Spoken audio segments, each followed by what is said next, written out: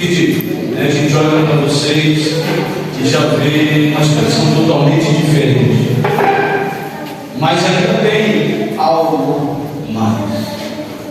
Eu já fui jovem como vocês e tem uma coisa que eu sei que não muda de geração para geração.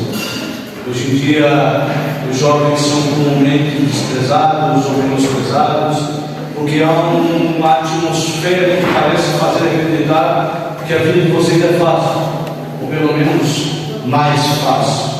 Mas a verdade é que nenhuma vida é fácil. Nunca é fácil fazer aquilo que é certo, nunca é fácil polir a si mesmo, lapidar-se e encontrar as virtudes. Por isso, nós não devemos e não fomos deixados para fazer isso sozinhos. Nenhum de nós está, de fato, sozinhos.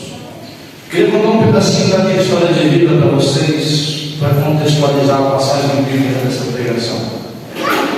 Eu sou o terceiro filho homem de 4 irmãos. Eu tenho outras 3 irmãs. E criado por um pai extremamente violento e extremamente machista. Então o que acontece? Toda vez que alguma coisa estava errada dentro de casa, a culpa era minha, sim. E gente, eu não sei quem de vocês já sofreu agressão física, mas eu apanhava de toda forma. Já tomei surra com fio, com cabo de papá, cabo de enxada, socos, chute, pontapé, tudo era culpa minha, tudo. Se minhas irmãs se viram mais elas se machucassem, às vezes meu pai bebia e discutia com a minha mãe, às vezes não tinha motivo nenhum, a impressão que dava é que eu tinha sido criado para ser como uma fuga, para todo o trauma que a minha mãe e meu pai sentiam, porque eu apanhei muito dos dois. E chegou um ponto na minha vida, inclusive, que meu pai teve medo, porque eu era muito tímido mesmo, chegava a me esconder atrás da porta. Então, ali perto dos meus 13, 14 anos, como eu não tinha a impetuosidade de arranjar uma namorada, meu pai teve medo que eu desenvolvesse a homossexualidade, vira da cabeça dele. Eu era obrigado a ver pornografia, eu era obrigado a estar em lugares onde se pregava uma sexualidade totalmente desregrada. Eu fui obrigado a ver e a participar de coisas extremamente horrorosas que um jovem jamais deveria ser obrigado. Chegou um ponto da minha vida em que eu senti um extremo vazio, porque não fazia sentido tudo aquilo, sabe? Eu pensava, às vezes procurando onde é que eu fazia errado, e às vezes por mais que eu fizesse qualquer coisa, a culpa era minha, o desenchave era em cima de mim. E eu sei que talvez vocês não apanhem como eu apanhava, mas eu sei que talvez alguns de vocês sejam usados dessa forma. Parece que tudo o que acontece é culpa minha. Então a vida vai perdendo sentido. Até que chegou um momento, no início da minha vida adulta, em que eu tomei muitos comprimidos de calmante, na esperança de tirar a minha própria vida. A sorte é que eu tomei uma dose grande demais para matar. Isso eu passei muito mal. Eu fui levado para o hospital por um amigo do grupo de oração. Meu pai foi acionado. Quando ele chegou lá, ele simplesmente me olhou, fez uma cara de descaso, virou as costas e foi embora. Meus queridos, por que eu partilho isso? Porque isso me trouxe uma sensação de vazio e de insignificância muito grande, uma sensação de solidão muito grande. Então eu estava em casa, mas eu não sentia que eu fazia parte daquilo. Às vezes parecia que eu não era minha família, sabe? Não era meu pai, não era minha mãe, que alguma coisa estava muito esquisita, porque não pode. Eu me senti totalmente diferente. Eu era o único que ia à igreja, eu era o único que queria rezar, eu cheguei a fazer o vocacionado do seminário, e nada disso fazia parte da minha família. Eu comecei a me sentir esquisito. Só Só que o engraçado é que, ao invés de a gente questionar se a família está errada, geralmente a gente questiona a igreja e as coisas de Deus. E se tem algo que a gente corta, geralmente é a igreja e as coisas de Deus. Digo isso para vocês entenderem que quando eu falo que eu entendo o que muitos de vocês sentem, eu passei por muitas coisas difíceis. Porém, um dia eu fui lembrado de que eu não estou sozinho, de que nosso Senhor Jesus Cristo nos deixou um companheiro. Quando Ele sobe, Ele diz: o Pai nos enviará o Espírito da verdade, o Espírito Consolador, o Paráclito, aquele que vos lembrará de tudo que deveis lembrar. Não precisa pegar a sua palavra, depois você pode pedir a anotação, a gente passa, você abre. Mas na carta de São Paulo aos Coríntios, capítulo 6, versículo 19, ele faz uma pergunta que eu gostaria de perguntar para cada um de vocês. Ele diz assim: ou não sabeis que o vosso corpo é templo do Espírito Santo que habita em vós, o qual recebestes de Deus, e que por isso mesmo já não vos pertenceis? Vocês não sabem que o Espírito Santo habita em vocês? Que cada coisa que a gente passa, Ele passa junto com o Senhor. O Espírito Santo, Ele é auxiliador. Dentro da Bíblia, nas palavras em grego, o Espírito Santo tem 3 grandes características: dínamos, pneuma e paráclito. São João, quando vai escrever, ele escreve chamando o Espírito Santo de paráclito, que traduzindo significa o defensor.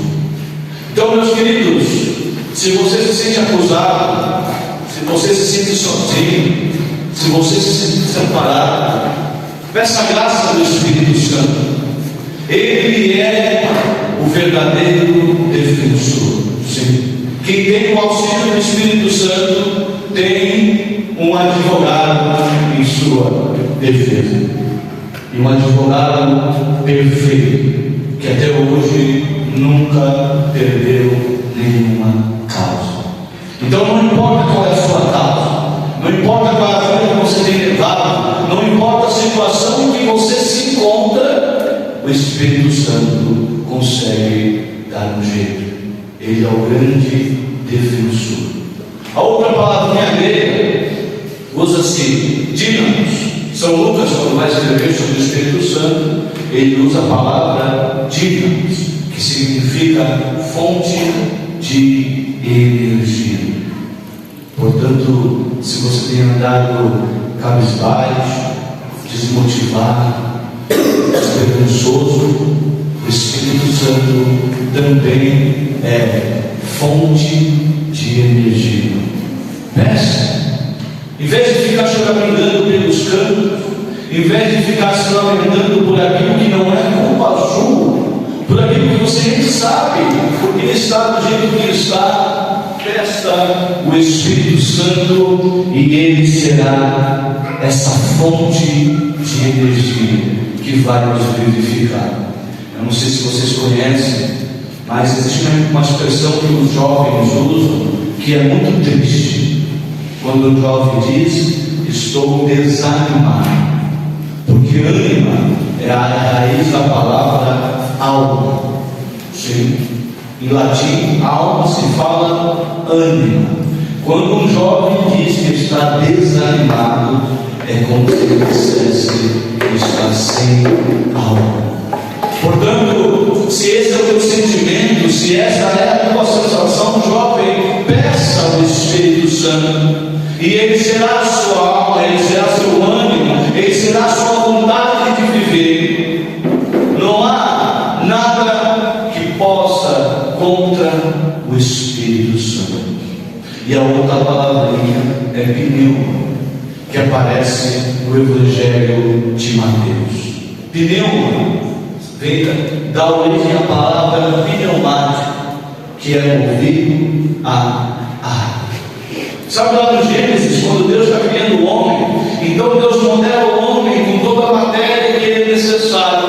Mas a palavra diz que Deus sopra no homem o seu Espírito. Olha, sopra. O Espírito Santo aqui é comparado ao ar.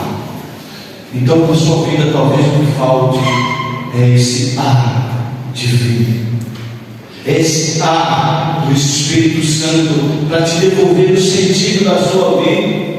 Meus queridos, sabia que Deus sonhou com cada um de vocês? Em Jeremias é dito assim: não diga só apenas uma criança, porque antes que no ventre da sua mãe fostes formado, eu já te amava, eu já te queria, eu já te conheci. Deus ama você antes mesmo de você se tornar matéria física no ventre materno. Significa que Ele tem um sonho e um objetivo para a sua vida, que Ele tem uma vida para a sua vida. E é por isso que Paulo vai dizer: já não vos pertenceis, nós somos de Deus. E essa consciência é necessário tomar para que a nossa vida ganhe nova vida. Quando Jesus está conversando com um dos homens mais inteligentes da época, chamado Nicodemos, um grande mestre e professor, ele diz assim: é necessário nascer de novo. É necessário, queridos, que vocês não voltem para casa iguais. É necessário que vocês permitam que o Espírito Santo lhes dê uma nova vida. Eu vivi perdido. Depois de todos esses episódios de violência, eu já tinha ido para a igreja, já tinha até começado a pregar. Eu voltei para o mundo, experimentei toda sorte de drogas, de sensualidade desregrada. Vocês podem ver em mim algumas marcas, tatuagens. Meus queridos, eu fui o mais longe que eu consegui. E diferente das pessoas que geralmente são desencaminhadas por um amigo que vem e lhes oferece, eu fui sozinho para o mundo buscar tudo isso. Eu já morava sozinho com 16 anos. Já não tinha mais ninguém tutelando a minha vida. Eu já não tinha mais ninguém para me mandar, para desmandar, para me amar, nem mesmo para me odiar. Porque a verdade é essa: às vezes fica o coração tão dolorido que mais vale ficar sozinho mesmo. Se estar perto das pessoas é ser machucado, mas vale ficar sozinho. E se o Espírito Santo pôde me tirar do meio das drogas, da sensualidade desregrada, da mentira, da ilusão, e pôde me trazer aqui, hoje eu sou casado, missionário, tenho 4 lindos filhos, vivo a vida pregando a palavra de Deus e ensinando a sua palavra, sou professor de teologia bíblica. Se o Espírito Santo pode pegar essa matéria, esse barro que eu sou, miserável igual a vocês, e pode transformar muito mais, Ele pode fazer na vida de cada um de vocês. Mas é necessário permitir. Eu sei que você deve estar se perguntando: tá, beleza, eu entendi, mas como? Não se preocupe com o como. Isso é com Deus, isso é com o próprio Espírito Santo. Apenas permita.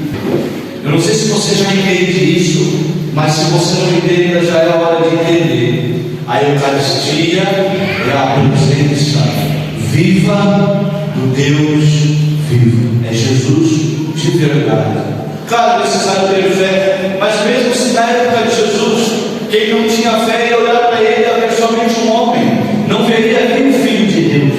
Portanto, ele é tão real quanto naquela época na Eucaristia. Mas é necessário que você esteja só você. Por isso eu vou dispor vocês afastadinhos uns dos outros. Eu gostaria que você se concentrasse muito, que você tivesse esse momento particular, individual com Jesus. um encontro com Jesus. Porque eu vou dizer para vocês, eu vou fazer uma pergunta: tem como entrar no mar e sair seco? Não. É impossível, queridos, é impossível encontrar-se com Jesus. Deus verdadeiro, de Deus verdadeiro, gerado, não criado, consubstancial ao Pai. É impossível encontrar-se com Deus e voltar o mesmo. Mas é possível que Ele passe na sua frente e você não queira. Portanto, é necessário uma abertura de coração.